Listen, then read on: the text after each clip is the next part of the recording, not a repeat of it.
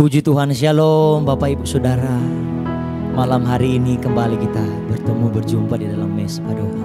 Saya percaya malam hari ini kita izinkan agar Tuhan hadir di tengah-tengah persekutuan kita.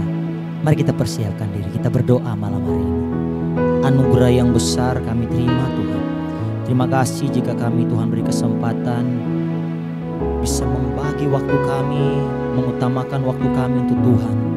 Oleh karena itu malam hari ini kami semua umat-umat-Mu bersama-sama yang tergabung di dalam Mesbah Doa ini, yang mengikuti Mesbah Doa ini, kami percaya kuasa Tuhan tidak akan pernah lewat satupun dari setiap kami. Kami perlu Tuhan, kami perlu hadirat-Mu. Nyatalah Engkau sekarang bagi kami. Saat malam hari ini kami percaya segala sesuatu yang kami rindukan, kami nanti-nantikan itu akan tergenapi karena Tuhan hadir di tengah-tengah kami, keluarga kami. Oleh karena itu datanglah kerajaan-Mu, jadilah kehendak-Mu. Di dalam doa kami saat malam hari ini terjadi seperti di dalam surga. Yang percaya dan bersyukur menyembah Tuhan sama-sama katakan amin. Tak selalu Tuhan menjawab doa, namun Dia beri yang terbaik di waktu yang tepat. Izinkanlah Tuhan untuk bekerja, yang mustahil menjadi mungkin oleh karena percaya.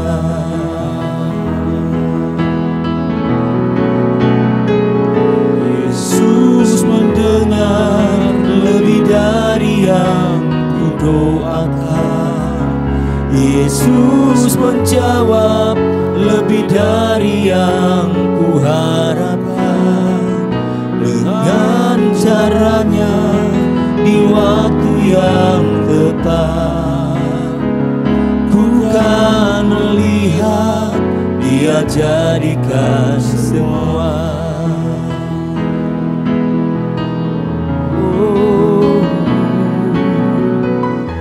Tak selalu Tuhan menjawab doa, namun Dia beri yang terbaik di waktu yang tepat. Izinkanlah Tuhan untuk bekerja, yang mustahil menjadi mungkin oleh karena percaya. Yesus mendengar lebih dari yang kudoakan. Yesus menjawab lebih dari yang kuharapkan. Dengan caranya di waktu yang tepat, ku kan melihat Dia jadikan semua. Yesus mendengar lebih dari yang kudoakan. Yesus menjawab lebih dari yang kuharapkan. Dengan caranya di waktu yang tepat, ku kan melihat Dia jadikan semua. Yesus mendengar lebih dari yang kudoakan. Yesus menjawab lebih dari yang kuharapkan. Dengan caranya di waktu yang tepat, ku kan melihat Dia jadikan semua.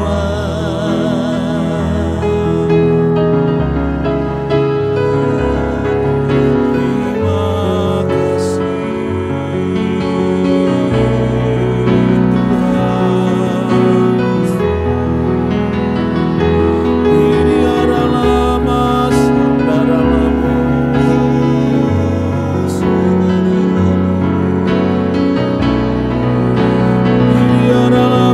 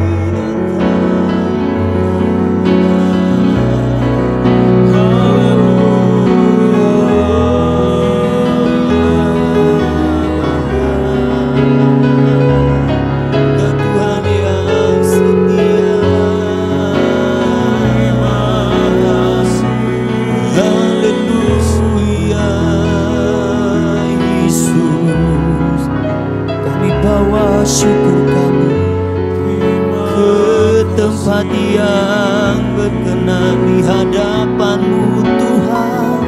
Kami yang hidup, syukur kami naikkan, sebab Kau Allah satu-satunya yang hidup, satu-satunya yang ku andalkan, satu-satunya yang ku percaya. Engkau sumber kekuatan, sumber pengharapan, sumber kedamaian, satu-satunya yang ku andalkan, satu-satunya yang ku percaya. Engkau Tuhan memberkati, Tuhan penyembuhku, Tuhan pemulihku. Mari naikkan pujian ini bersama-sama. Kau Tuhan, Engkau Tuhan yang setia, waktu-Mu selalu yang terbaik. Engkau Tuhan sandaranku, amin.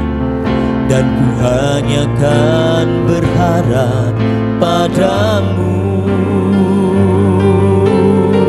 satu-satunya yang ku andalkan, satu-satunya yang ku percaya. Engkau sumber kekuatan, sumber pengharapan, sumber kedamaian, satu-satunya, satu-satunya yang ku andalkan, satu-satunya yang ku percaya.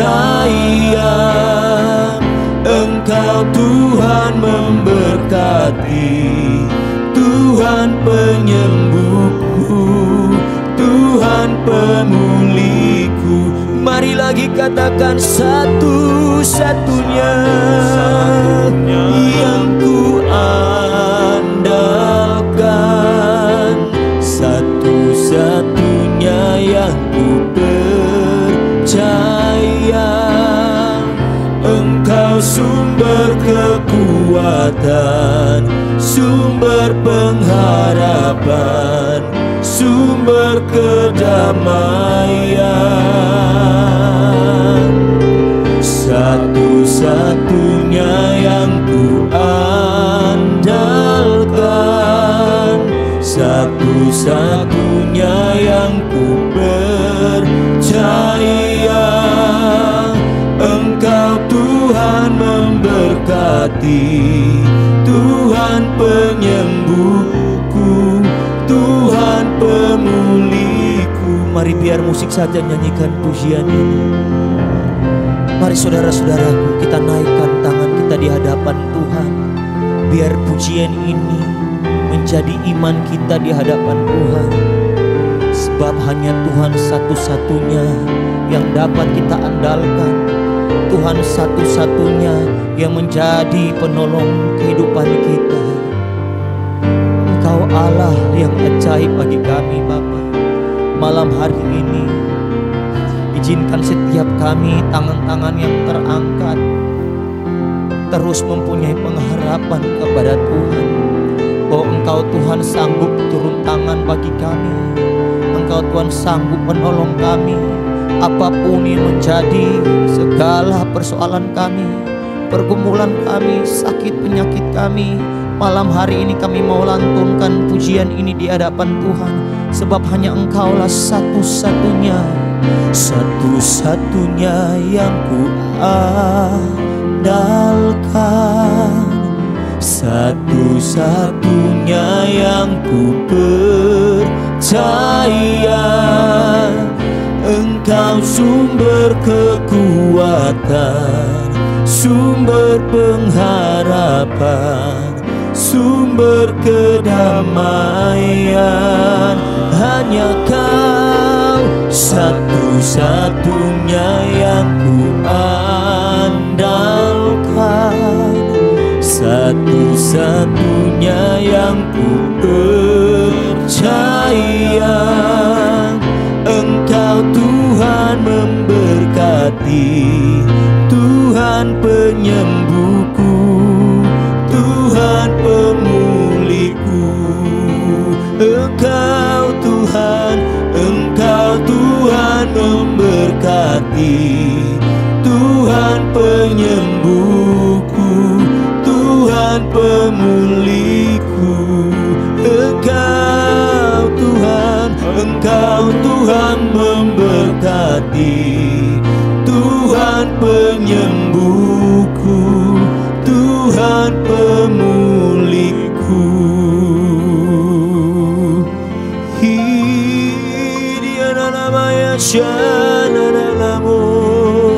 Mari sembah Dia, mari sembah Yesus. Kaulah sumber pertolongan kami, sumber harapan kami. Yesus, itu yang menjadi iman kami. Hanya Kau satu-satunya.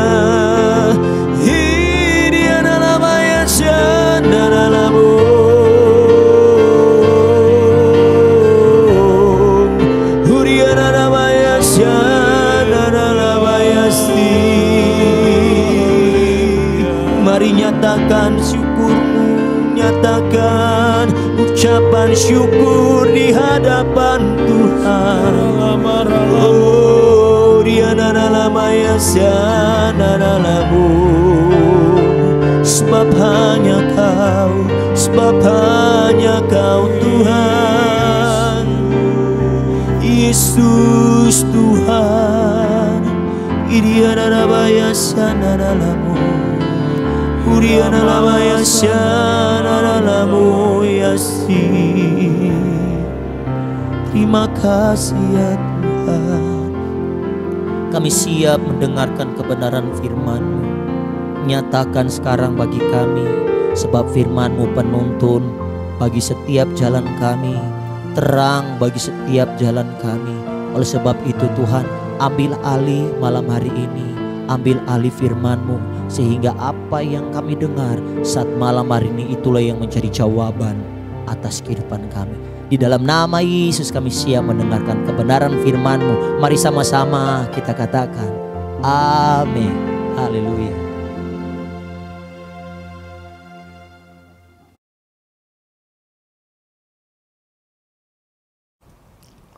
Haleluya, haleluya. Bagaimana saudara keadaanmu? Saya percaya keadaan saudara bersama dengan Tuhan selalu lebih baik daripada hari-hari kemarin. Amin. Dan itu doa kami supaya saudara mengalami berjalan bersama dengan Tuhan. Amin. Saya ingin melanjutkan apa yang beberapa waktu yang lalu saya berbicara tentang maksud atau panggilan Tuhan dalam hidup kita. Mari Ibu Flora membaca Filipi pasal yang pertama ayat yang ke-29. Filipi pasal yang pertama ayat yang ke-29. Filipi 1 ayat 29 berkata, sebab kepada kamu dikaruniakan bukan saja untuk percaya kepada Kristus, melainkan juga untuk menderita untuk Dia. Oke, jadi kepada kamu dikaruniakan atau diberi bukan saja percaya kepada Kristus. Kemarin kita udah bahas panjang. Percaya kepada Kristus, karena di dalam Kristus ada tersembunyi segala harta hikmat dan pengetahuan atau sumber hikmat dan pengetahuan menurut Kolose pasal 2 ayat yang ketiga. Kemarin kita udah belajar ya. Coba Kolose pasal 2 ayat 3 Bu. Kita review sedikit supaya mengerti. Kolose pasal 2 ayat yang ketiga, sebab di dalam dialah tersembunyi segala harta hikmat dan pengetahuan. Wow, di dalam Kristus ada harta yang luar biasa. Apa itu Pak hartanya? Hikmat dan pengetahuan. Jadi kalau orang kekurangan hikmat, datang kepada Tuhan pasti dapat hikmat. Orang yang perlu pengetahuan datang kepada Tuhan pasti dapat pengetahuan. Oleh karena itu, saudara perhatikan ini. Kalau saudara mendekat kepada Tuhan, saudara akan dapat semua harta yang berharga, yakni hikmat dan pengetahuan. Sekarang kembali ke Filipi pasal 1 ayat 29. Sebab saya ingin membahas bagian yang kedua. Kamu bukan dikaruniakan untuk percaya saja kepada Kristus, melainkan juga untuk menderita untuk Dia. Wow, jadi bukan menderita karena kesalahanmu sendiri, bukan. Menderita karena atau untuk Dia. Nah, sekarang kita membaca betapa pentingnya saudara mengerti karunia. Tidak semua orang diizinkan oleh Tuhan mengalami penderitaan pada level yang tinggi. Enggak semua orang. Tidak semua orang diizinkan mati syahid seperti Stefanus. Enggak semua orang. Penderitaan setiap orang itu Tuhan sesuaikan dengan maksud dan tujuan dari apa yang menjadi rencananya atas hidup kita. Ada orang yang memang mau dipakai menjadi rasul. Dia penderitaannya luar biasa sebab dia akan jadi mold atau molding. Dia akan menjadi cetakan. Karena dia menjadi cetakan, hidupnya pasti akan digembleng, dibentuk sedemikian rupa supaya dia menjadi cetakan serupa Kristus. Jadi kalau orang lihat dia itu lihat Yesus. Sehingga penderitaan begitu banyak seperti Rasul Paulus lakukan. Itu sebabnya pemimpin pasti mengalami penderitaan yang lebih banyak daripada orang yang mengikutinya. Do you know why? Kenapa? Karena penderitaan itu juga adalah sebuah kasih karunia atau pemberian.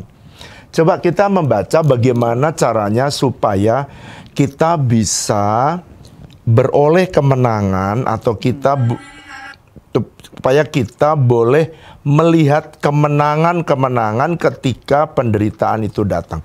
Mari buka bersama dengan saya 1 Petrus pasal yang keempat ayat yang pertama. 1 Petrus pasal 4 ayat yang pertama. Silakan Bu Flora.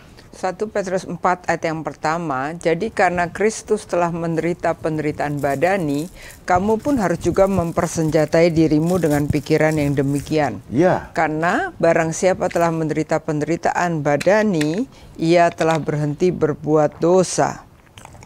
Wow, ini luar biasa ayat ini. Jadi Tuhan itu, Alkitab menulis ya, Tuhan itu memperlengkapi kita. Jadi karena Kristus telah menderita penderitaan badani, kamu pun harus mempersenjatai. Saudara, ada satu senjata di dalam peperangan rohani yang tidak mudah Anda dikalahkan oleh situasi, dikalahkan oleh intrik-intrik setan, atau dikalahkan oleh peperangan karena serangan kuasa gelap, yaitu jika saudara rela menderita. Rela menderita. Wow. Karena barang siapa telah berhenti atau barang siapa telah menderita penderitaan badani, maka dia telah berhenti berbuat dosa. Nah, sekarang ada dua macam penderitaan yang Alkitab tulis. Ada bermacam-macam penderitaan. Yang pertama adalah penderitaan karena dosa dalam 1 Petrus. Dikatakan orang yang menderita karena berbuat dosa. Kalau kamu berbohong lalu kamu menderita, it's a consequence atau konsekuensi dari dosa yang kita lakukan. Orang berzina, tiba-tiba perusahaannya rontok. Pada waktu perusahaannya rontok, dia baru sadar. Jadi bagus, penderitaan itu bagus untuk menyadarkan orang. Dan saudara perhatikan, kadang-kadang ada orang yang justru waktu dia selingkuh, waktu dia berzina, perusahaannya tetap baik. Itu justru berbahaya. Jangan justru malah senang. Justru itu tidak ada peringatan. Itu justru yang paling berbahaya. Dan orang dibiarkan masuk di dalam dosa terus. Dan akhirnya mengalami kebinasaan.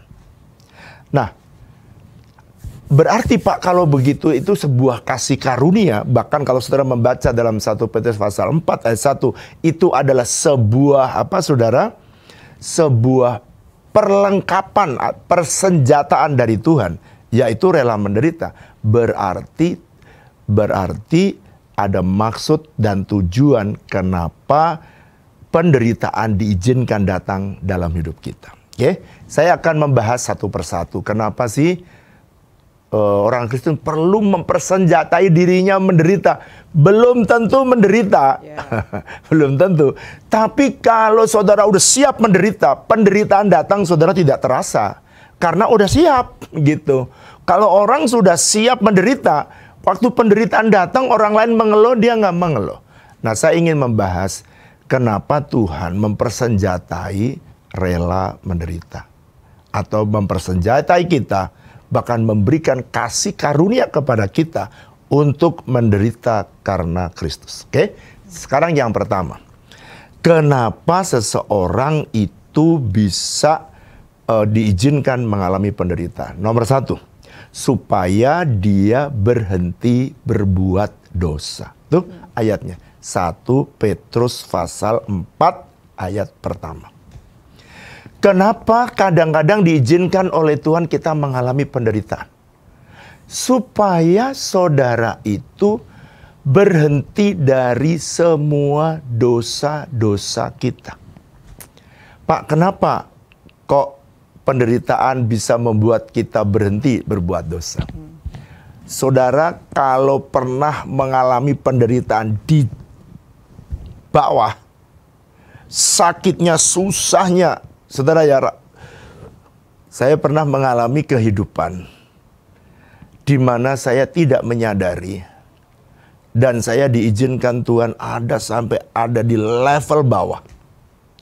Dan pada waktu di level bawah itu, saudara tahu nggak apa yang kita kerjakan? Kita selalu searching apa yang menjadi dosa-dosa kita. Selalu. Coba makanya kenapa banyak orang yang waktu menderita banyak puasa. Tujuannya supaya kita cari tahu apa yang menjadi rencana dan kehendak Tuhan. Nah, kalau kita menemukan dosa kita bereskan, maka kita dipulihkan oleh Tuhan. Pak, apakah dosa itu membuat rusak, hancurnya pelayanan kita, pekerjaan kita, bisnis kita, dan hidup kita, keluarga kita? Yes, coba Ibu Flora baca. Ini saat teduh kita atau SMA kita pagi hari ini. Yesaya 59 ayat 1 dan ayat 2. Ini baru saja kita baca. Yesaya 59 ayat 1 dan 2. Ya. Sesungguhnya tangan Tuhan tidak kurang panjang untuk menyelamatkan dan pendengarannya tidak kurang tajam untuk mendengar. Tetapi yang merupakan pemisah antara kamu dan Allahmu ialah segala kejahatanmu. Dan yang membuat dia menyembunyikan diri terhadap kamu sehingga ia tidak mendengar ialah segala dosamu. Lihat ya, perhatikan, lihat saya ke depan. Jadi kadang-kadang kenapa penderitaan itu diizinkan Tuhan? Supaya kita berhenti dosa. Sebab kalau kita berdosa, Tuhan dengan sengaja Dia menyembunyikan diri dari saudara dan tidak mendengar doamu karena dosa. Ini ayatnya. Jadi kadang-kadang waktu kita menderita, sampai kita buat janji, Tuhan, sekali kau ampuni aku, dan kau tolong aku, kau pulihkan aku tidak mau berdosa lagi karena sakitnya nempelnya di sini nih, di sini sakitnya. Dan saudara pasti rasakan. Saudara yang pernah menderita, saudara pasti ngerti apa yang saya ngomong. Saudara, dosa belum tentu dosa itu dosa-dosa gede ya. Berzina, gitu, mencuri, merampok, belum tentu. Kadang-kadang kesombongan tanpa saudara sadari, tiba-tiba itu ya kesombongan bisa membuat tiba-tiba pelayanan kita hancur, kerjaan kita hancur. Apalagi Pak, kadang-kadang tanpa saudara sadari, saudara mengejar karir, tanpa saudara sadari, saudara melakukan pelayanan yang tiba-tiba saudara menjauh dari Tuhan. Atau dengan kata lain, work alcoholic, jadi berhala. Pekerjaan pelayanan bisa jadi berhala. Dan Tuhan tersinggung. Loh, kok kamu bukan menjadikan aku yang utama? Kok aku nggak jadi yang utama lagi? Dan Tuhan biarkan tuh. Tuhan biarkan banyak tiba-tiba kesalahan rusak terjadi di sekitar kita. Lalu kita aware. Saya paling mudah tahu kalau saya sudah tidak flowing lagi bersama dengan Tuhan. Saya suka bilang sama Bu Flora, saya kalau khotbah tidak flowing lagi, saya langsung cari, what's wrong? What's wrong? Ternyata saya jauh dari persekutuan dengan Tuhan. Setelah saya periksa, kalau saya bandel, saya makin lama makin kering. Saudara jangan anggap sederhana ya, makin seseorang makin disiplin dengan Tuhan, saudara meninggalkan Tuhan sedikit. Belum dosa, tapi saudara sudah tidak memprioritaskan Tuhan, atau saudara mengejar yang lain, menaruh yang utama bagi yang lain. Itu dosa penyembahan berhala di zaman yang sekarang. So that's why saya pengen encourage saudara, kalau penderitaan datang, jangan pernah putus asa. Tuhan ada di segala musim kita. Amin. Dia ada di setiap musim dalam hidup kita. Amin. Mari nyanyikan lagu ini. Dia saudara waktu di bawah, dia ada di sana. Amin. Waktu saudara berdosa juga Tuhan ada di sana. Yes. Penderitaan itu supaya saudara jangan berbuat dosa lagi. Engkau ada bersamaku di setiap musim hidupku. Tak pernah Kau biarkan ku sendiri.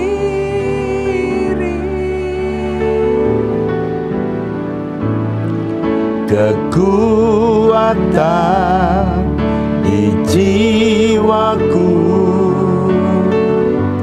adalah bersamamu. Tak pernah ku ragukan kasih-Mu. Bersamamu, bersamamu Bapa, ku lewati semua perkenananmu ya. Teguhkan hatiku, Engkau yang bertindak, memberi pertolongan. Kami percaya anugerah-Mu besar melimpah bagiku. Mari angkat tanganmu, katakan bersamamu. Bersamamu kami mau Bapa, terus bersamamu. Kami tidak mau kehilangan. Yes, yes, yes. Perkenananmu ya. Oh my God. Kau yang meneguhkan perjalanan kami. Kau yang bertindak Tuhan, yang bertindak, memberi pertolongan,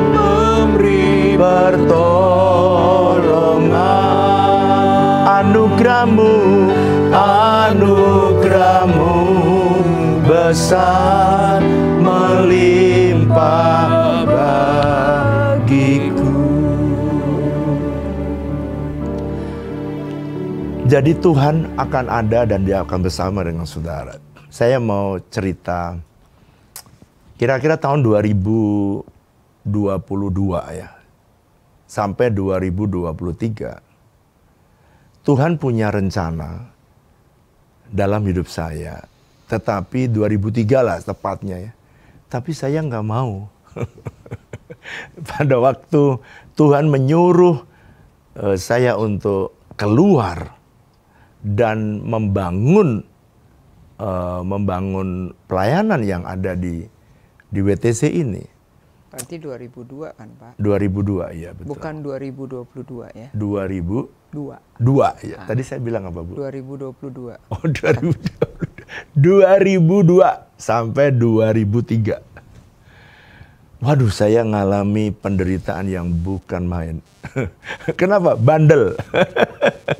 Jadi saudara, dosa itu nggak yang gede-gede aja.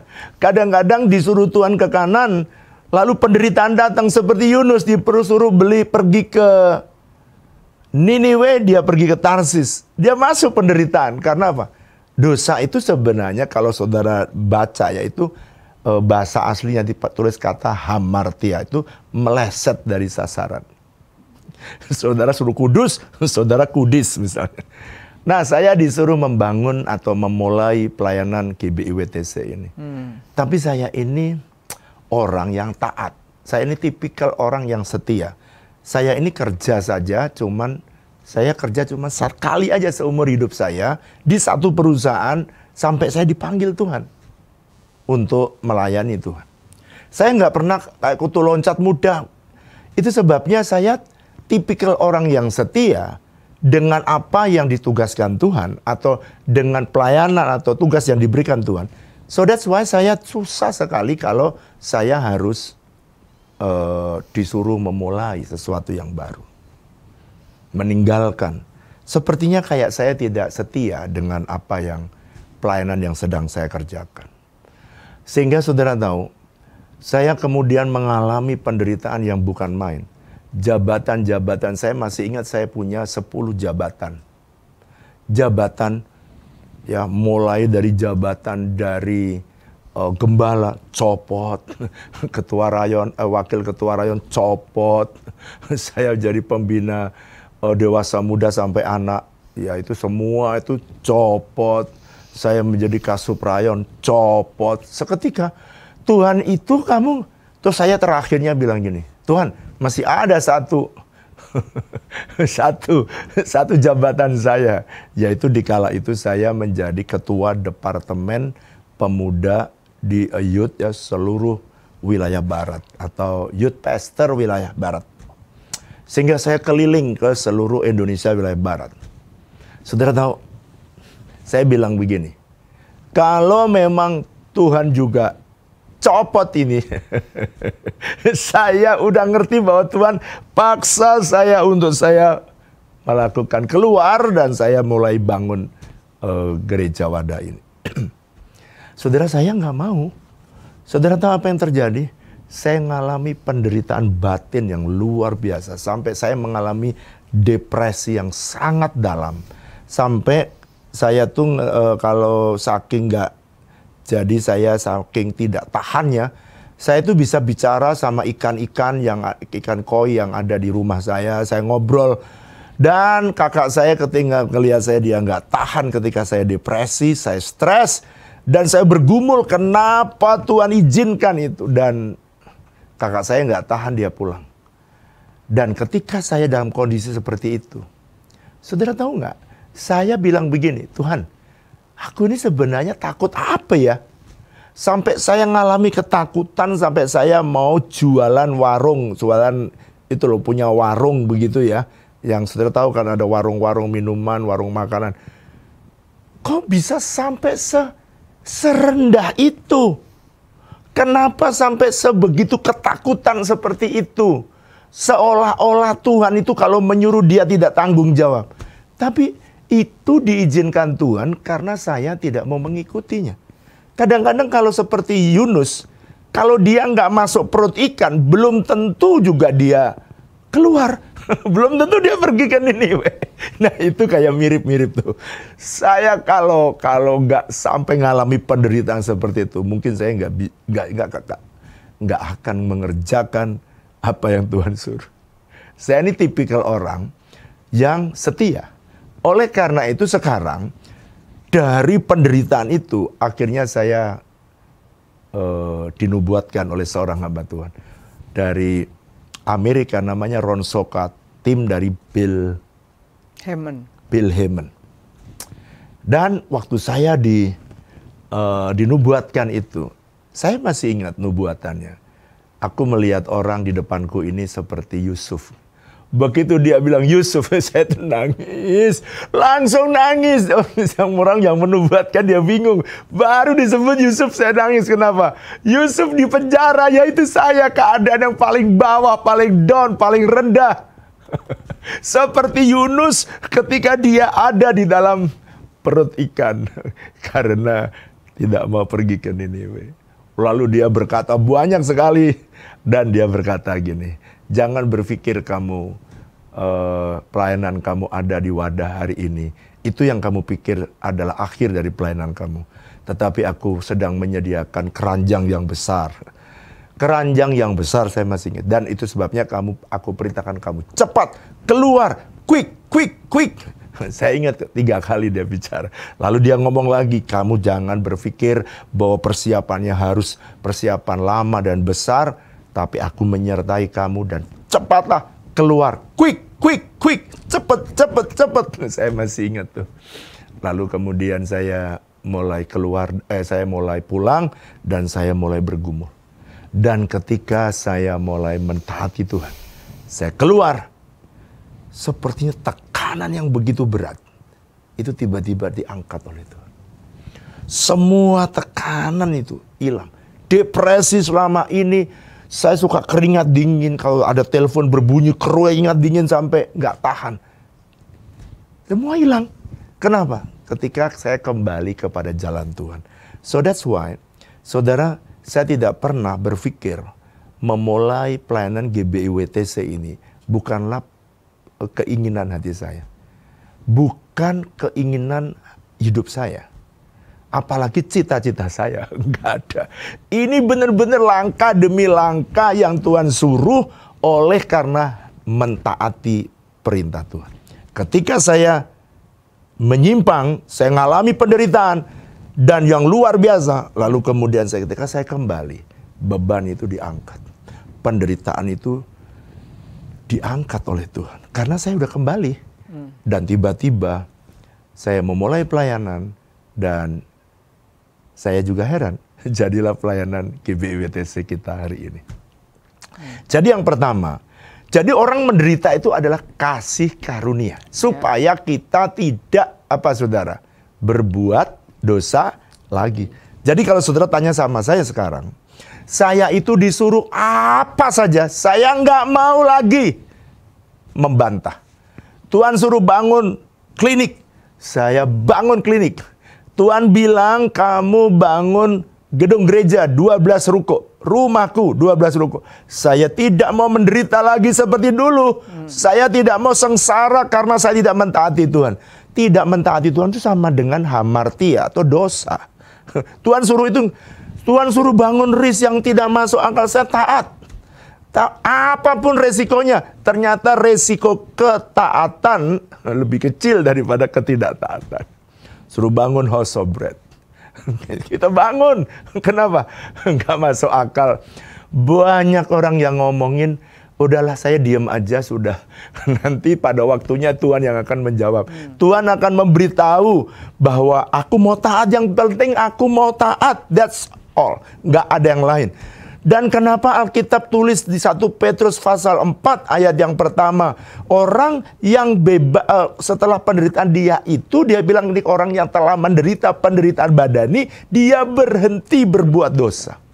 Kenapa? Ya karena nggak mau lagi. Saya nggak mau stres, saya nggak mau depresi. Itu sebabnya saya mudah menolong orang-orang yang kena depresi, orang stres mudah. Kenapa? Saya pernah ada di sana. Saya pernah ada dalam penderitaan. Coba bayangkan, 1 tahun menderita depresi. It's not easy. Gak mudah, saudara. Saudara yang belum pernah mengalami depresi, lebih baik taat. Sekarang HOB lagi produksi ikan, Tuhan bilang, sekarang kamu tolongin orang-orang di tengah pandemi, susah. Kasih mereka makan, kasih diskon yang besar. Saya bilang, Tuhan, HOB belum ada untungnya. kamu memang saya suruh cari untung? Ya namanya saya pernah kerja di perusahaan. Ya maksud saya ya kayak bisa nyari untung, bisa mendapatkan untung supaya bisa memberkati orang lain. Tapi Tuhan berubah, change my mind. Aku nggak suruh kamu cari untung, tolong mereka. Pada waktu itu anak-anak saya yang para businessman, mereka bilang gini, Bapak ini aneh ya, caranya melayani aneh. Belum untung kok nolongin orang. Untungnya dibagi-bagi. Harusnya kan untungnya dibagi. Ini enggak, berkatnya dibagi walaupun belum untung. Mana ada. Tapi itu harus taat. Saudara, baru jalan sedikit, tiba-tiba Tuhan bilang, aku memberikan kepada kamu 11.000 kids. Waktu saya dengar 11.000 kids, apa yang harus dilakukan? Kamu bangun kids altar. Kita lakukan. Kamu bangun kids worship. Aku lakukan, bikin eduwisata untuk anak-anak. Nanti aku akan jamah anak-anak di sana. Kita bangun. Jadi yang tadinya cuma nolongin orang miskin, sekarang mesti mikirin bagaimana supaya anak-anak datang dan suka. Kita bangun playground, kita bangun minisu, kita bangun di HOB supaya anak-anak kecil. Ternyata bener, anak-anak kecil banyak yang datang, anak-anak sekolah, anak TK, playgroup, SD, SMP, SMA, datang semua. Saya tidak pernah berpikir, saudara, banyak hal yang disuruh Tuhan. Saya tuh lebih mudah taat. Itu sebabnya saya tidak mau membantah lagi. Karena harga ketidaktaatan jauh lebih besar daripada harga ketaatan. Oke? Itu yang bagian yang pertama. Kenapa kita diizinkan penderitaan terjadi dalam hidup kita? Supaya kita berhenti berbuat dosa. Sekarang yang kedua, Ibu Flora baca. 2 Korintus pasal pertama, ayat yang ketiga dan ayat yang keempat. Silakan Bu Flora. 2 Korintus pasal yang pertama, ayat yang ketiga dan yang keempat. Ya. Ya. Terpujilah Allah dan Terpujilah Allah, Bapa Tuhan kita Yesus Kristus, Bapa yang penuh belas kasihan dan Allah sumber segala penghiburan. Ayat yang keempat, yang sanggup menghibur kami dalam segala penderitaan kami, sehingga kami sanggup menghibur mereka yang berada dalam bermacam-macam penderitaan dengan penghiburan yang kami terima sendiri dari Allah. Sekarang lihat, perhatikan. Terpujilah Allah, syukur kepada Allah. Bapa yang penuh belas kasihan dan sumber, dia source, sumber daripada penghiburan, segala penghiburan.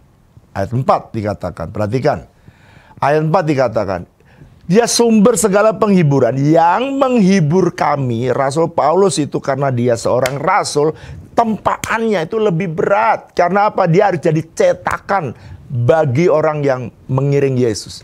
Dia itu dimold serupa Yesus supaya dia bisa ditiru, dilihat oleh orang lain. Berat.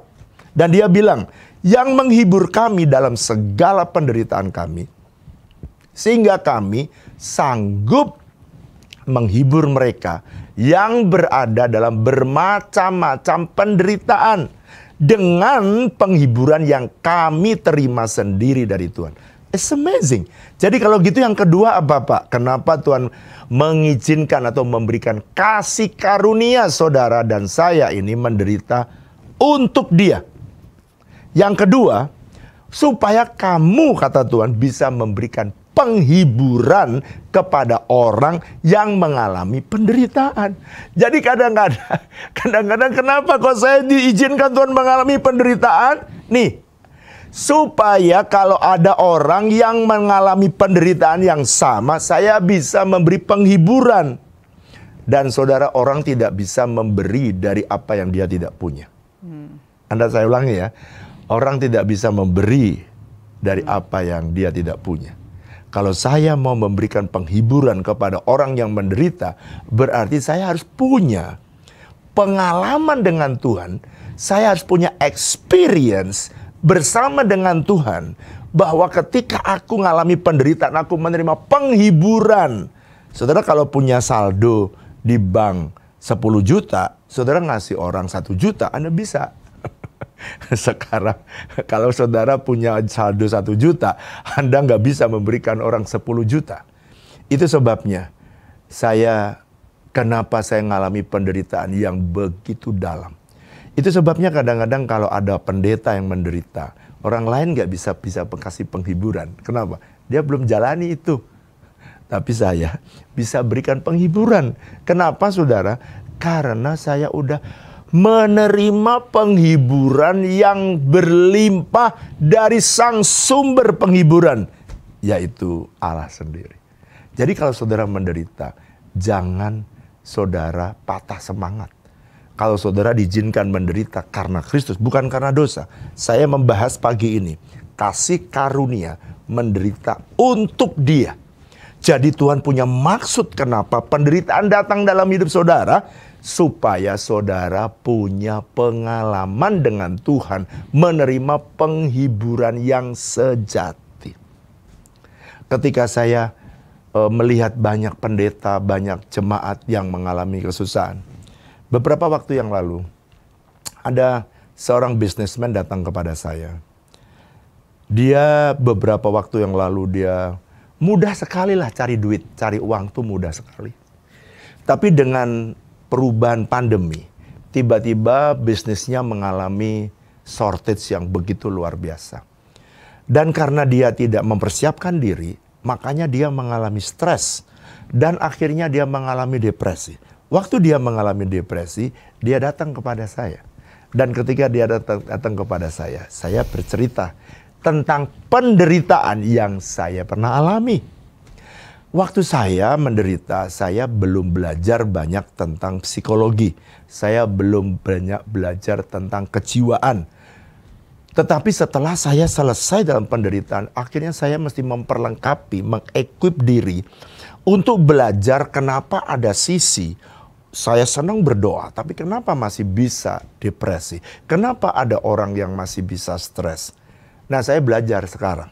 Sekarang saya tahu bahwa ternyata ini ada area tubuh, ini adalah ranah ahlinya para dokter.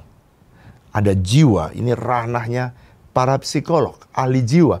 Kalau mau belajar, kita harus belajar tentang jiwa. Tetapi ada ranah roh, ini areanya hamba-hamba Tuhan. Kalau hamba Tuhan belajar tentang kejiwaan, maka dia bisa menangani persoalan-persoalan yang ada di jiwa. Makanya konselor-konselor itu diperlengkapi ilmu jiwa dan konseling firman Tuhan supaya bisa menolong. Saya lanjutkan orang ini. Lalu dia datang dalam kondisi stres dan dia berkata, "Pak, aku sering pengen bunuh diri." Lalu saya panggil berdua sama istrinya. Lalu saya bilang gini, istrinya saya panggil, "Dampingi suamimu." Oke? Saya bekerja sama dengan hamba Tuhan. Ya, hamba Tuhan, tapi dia psikiater. Saya minta tolong supaya dia diberikan hormon sukacita.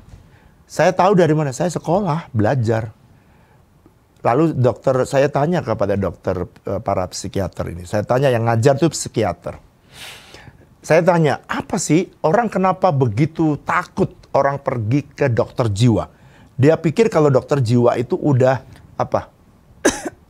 Udah gila atau orang udah sinting gitu ya. Udah ODGJ. Udah apa, Bu? ODGJ. ODGJ.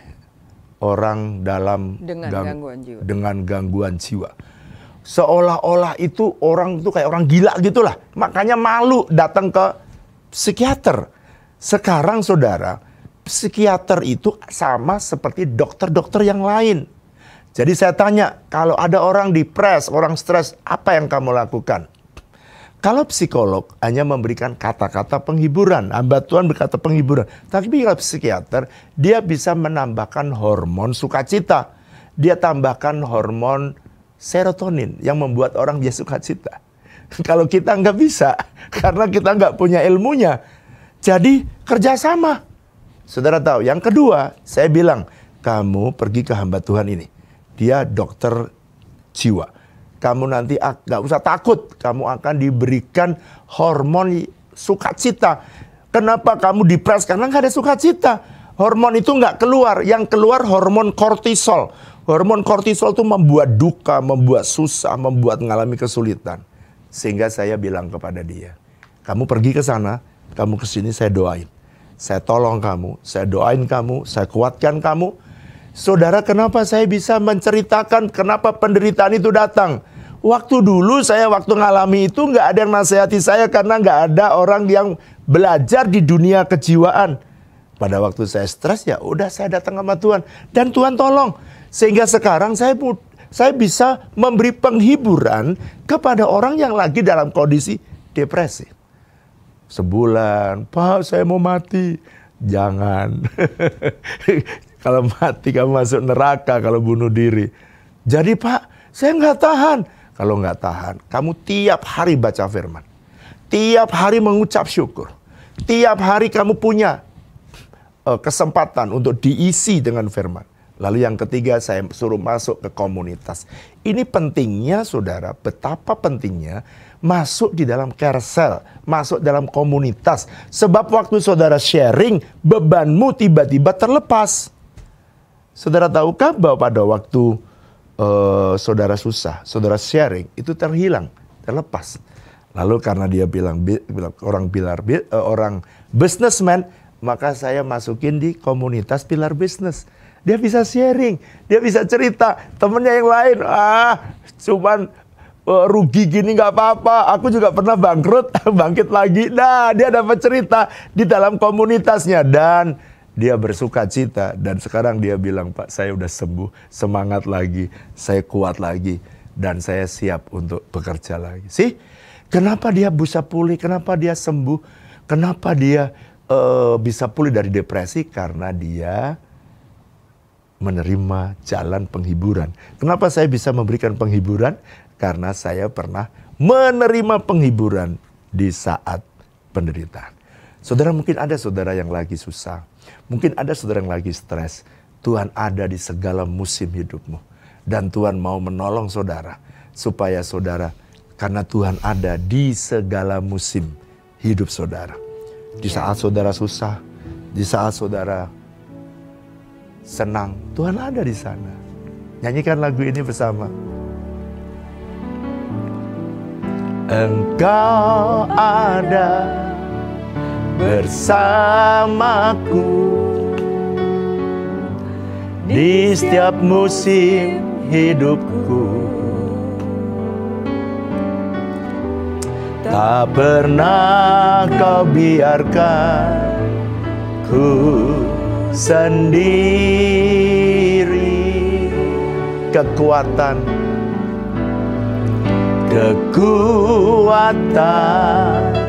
di jiwaku adalah bersamamu. Tak pernah ku ragukan kasih-Mu. Bersamamu Bapa, bersamamu Bapa, ku lewati. Tuhan, tolonglah umat-Mu supaya perkenanan-Mu turun dalam hidup mereka. Tolong Tuhan, jamah dan kuatkan, teguhkan hati mereka. Engkau yang Kau bertindak atas umat-Mu. Yes Lord, yes Lord. Pertolongan, anugerah-Mu, gerah-Mu besar. Biar musik nyanyikan lagu ini. Semua saudara yang lagi stres, lagi sedih, lagi depresi, saudara lagi ngalami kesulitan, kesukaran yang besar. Angkat tanganmu, angkat tangan. Tuhan sang sumber penghiburan itu akan menghibur saudara. Oradalapa sakanaralapa, rekanaralapo sakanaral. Saudara yang berbuat dosa, Anda tahu ada kedagingan saudara. minta ampun. Kalau kau berzina, kau mencuri, kau berdusta, minta ampun. Kau mabok-mabukan, kau minta ampun. Kau pesta pora, minta ampun sama Tuhan. Kau suka menghancurkan orang lain, berbuat jahat, minta ampun. Supaya penderitaan itu dia angkat dan kau menikmati ada Tuhan. Tuhan berjalan bersamamu. Tapi kalau saudara menderita karena diizinkan Tuhan, aku berdoa. Mari, angkat tanganmu sambil cerita. Kesukaran apa yang kau alami? Yes. Cerita sama Tuhan. Ini Tuhan yang membuat aku tertekan. Persoalan ini yang membuat aku tertekan. Yes. Tuhan, aku minta jama. Osakanaralapa.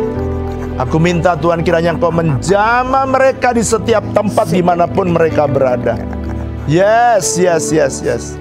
Oh, I feel your presence. Aku rasakan ada kuasa penghiburan yang mengalir. Tolong umatmu. Kalau kau pernah tolong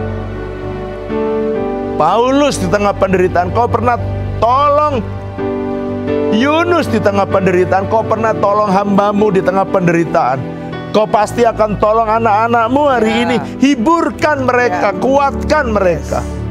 Opa sandara bosakanara. Jama. Pulihkan mereka. Yes. Hiburkan mereka tuh. Yang stres, yang depresi, yang tertekan oleh persoalan yang mereka hadapi. Ini pesan Tuhan bagimu. Jangan menyerah. Ada Tuhan yang akan mengangkat dan menghibur dalam penderitaanmu. Kita nyanyikan refnya, lalu kemudian Bu Flora akan berdoa buat kita. Bersamamu Bapa, ya Tuhan. Ku lewati semua perkenananmu yang teguhkan hatiku.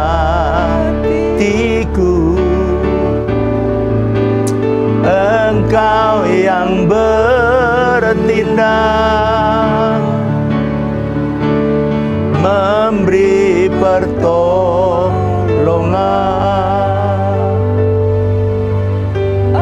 Anugerahmu besar melimpah bagiku. Mari kita satukan hati kita untuk kita berdoa bersama-sama buat setiap pokok doa yang dinaikkan hari ini di hadapan Tuhan. Bapa, kami datang kepadamu ya Tuhan. Terima kasih buat setiap pesan kebenaran yang Kau sampaikan Tuhan. Sehingga di tengah setiap keadaan, bahkan sepertinya keadaan yang paling sulit sekalipun dalam hidup kami, kami menerima penghiburan yang berlimpah-limpah daripadamu. Kau tidak pernah membiarkan kami sendiri Tuhan. Kasih karunia dan anugerah-Mu menyertai setiap hidup kami Tuhan. Malam ini kami bawa dalam doa untuk pokok doa yang dinaikkan oleh anak-anak-Mu Tuhan.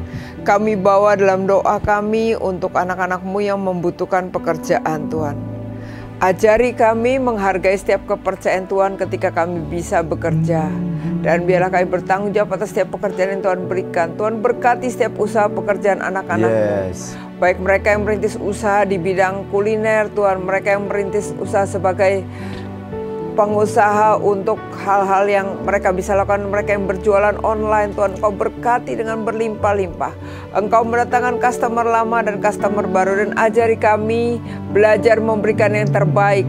Kami percaya Tuhan, kalau kami beruntung, kalau kami punya laba, itu pun karena kemurahan Tuhan. Karena itu ajari kami bekerja dengan jujur, ajari kami bekerja dengan bertanggung jawab. Berkati usaha di mana anak-anak-Mu bekerja Tuhan, kantor dan perusahaan di mana mereka bekerja. Berkati Tuhan supaya perusahaan ini boleh terus berjalan dan mereka akan menjadi makin lama makin besar Tuhan.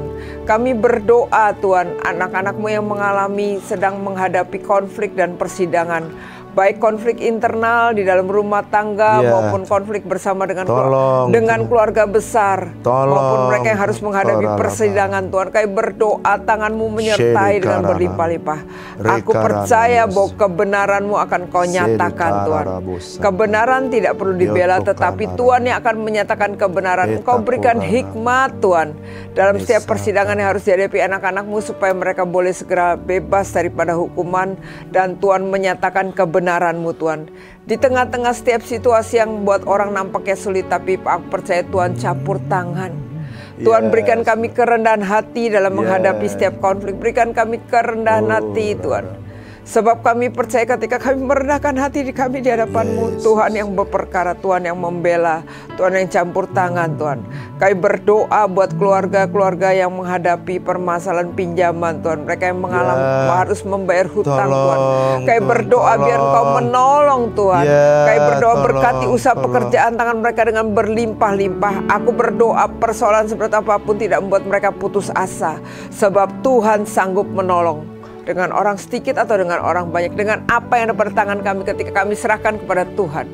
Kami percaya 5 roti bisa memberi makan 2.000 orang. Apalagi hal-hal ketika kami persembahkan dengan sungguh-sungguh. Ajari kami mengelola setiap berkat Tuhan dengan benar. Kami bawa dalam doa kami untuk anak-anak-Mu yang menderita sakit, Tuhan. Baik yang ada di rumah sakit karena sedang mengalami perawatan, mereka yang sedang menjalankan kemoterapi dan radiasi, Tuhan. Kami berdoa tangan menyertai dengan berlimpah-limpah. Kami berdoa mereka ada di rumah sakit, mereka ada di rumah Tuhan. Kau jamah, kami berkata oleh bilur-bilur Yesus, anak-anak-Mu disembuhkan. Kami berdoa mereka yang mengalami gangguan pada levernya, mereka yang mengalami sakit pada tulangnya, pada sendinya, Tuhan, kami berdoa Tuhan menjamah dan menyembuhkan. Oleh bilur-bilur Yesus, anak-anak-Mu disembuhkan, Tuhan. Mereka yang mengalami sakit jantung, Tuhan, ajari kami hidup dengan sehat. Sebab hidup kami adalah bait Allah. Tubuh kami adalah bait Allah. Engkau akan memancarkan kemuliaan-Mu lewat setiap hidup kami. Terima kasih, Tuhan, terima kasih. Kami serahkan semuanya hanya ke dalam tangan-Mu. Di dalam nama Tuhan Yesus Kristus kami berdoa. Haleluya. Terima kasih Tuhan untuk kebaikan-Mu. Mari kekasih-kasih Kristus, angkatlah 2 tangan-Mu dan terimalah berkat Tuhan. Jadilah kuat di dalam Tuhan. Amin. Jadilah perkasa kamu di dalam Tuhan. Biarlah berkat kasih karunia dan damai sejahtera yang berlimpah-limpah dari Allah Bapa, kasih dan cinta dari Tuhan Yesus, persekutuan yang manis dengan Allah Roh Kudus kiranya menyertai Bapak Ibu Saudara sekalian mulai hari ini bahkan sampai selama-lamanya. Yang percaya sama-sama katakan amin. Selamat malam, Tuhan Yesus memberkati saudara berlimpah-limpah. God bless you.